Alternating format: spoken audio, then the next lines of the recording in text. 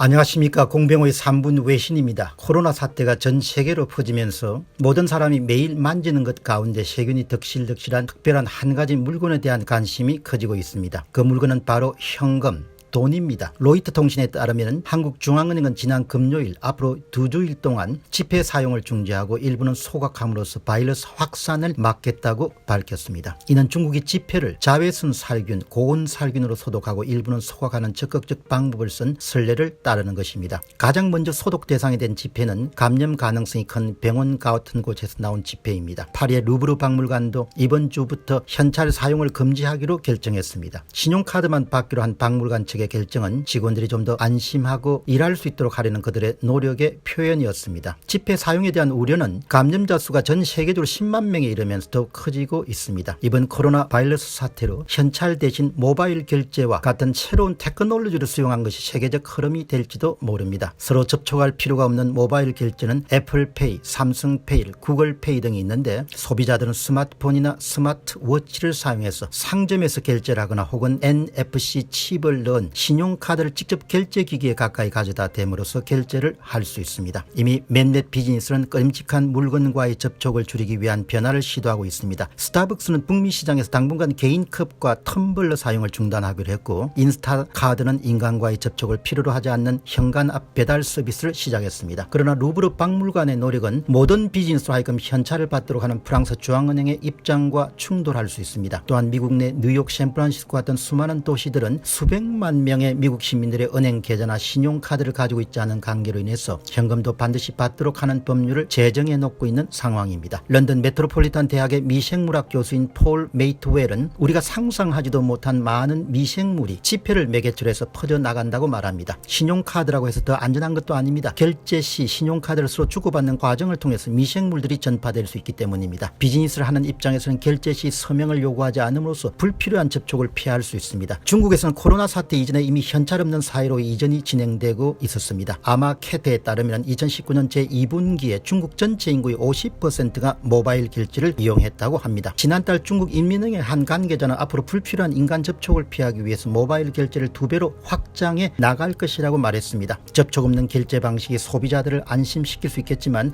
런던 메트로폴리탄 대학의 메이트웰 교수는 이와 더불어 소비자들의 핸드폰도 부지런히 닦아야 한다고 조언합니다. 돈을 만지고 난 이후에는 반드시 손을 씻고 항생물질이 포함된 제품을 사용해서 핸드폰이나 신용카드를 닦아주는 것도 바람직할 것입니다. 감사합니다.